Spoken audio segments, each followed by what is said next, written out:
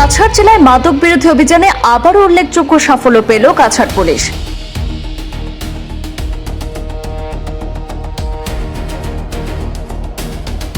জেলার লক্ষ্মীপুর এলাকায় গোপন সূত্রের ভিত্তিতে চালানো অভিযানে প্রায় 2 কোটিরও বেশি মূল্যের সন্দেহভাজন মাদকদ্রব্য উদ্ধার করা হয়েছে। সেই সাথে 2 পাচারকারীকেও আটক করা হয়েছে।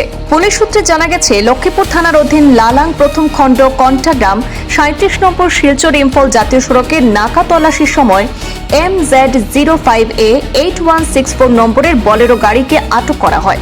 তল্লাশি চালিয়ে গাড়িটির থেকে প্রায় 1.100 গ্রাম সম্ভাব্য মরফিন এবং 2টি প্লাস্টিকের সাবানের বাক্সে লুকিয়ে রাখা প্রায় 22 গ্রাম সম্ভাব্য হেরোইন উদ্ধার করেছে পুলিশ।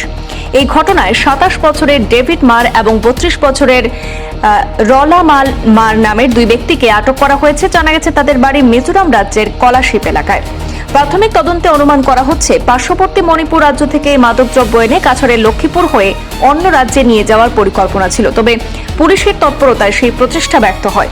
বর্তমানে আটক 2 ব্যক্তিকে লক্ষ্মীপুর থানায় রাখা হয়েছে। তাদের বিরুদ্ধে সংশ্লিষ্ট আইনে মামলা দায়ের করে ঘটনার বিস্তারিত তদন্ত চালাচ্ছে পুলিশ। উদ্ধার হওয়া মাদকদ্রব্যের আনুমানিক বাজার মূল্য প্রায় 2 কোটিরও বেশি বলে পুলিশ সূত্রে জানা গেছে।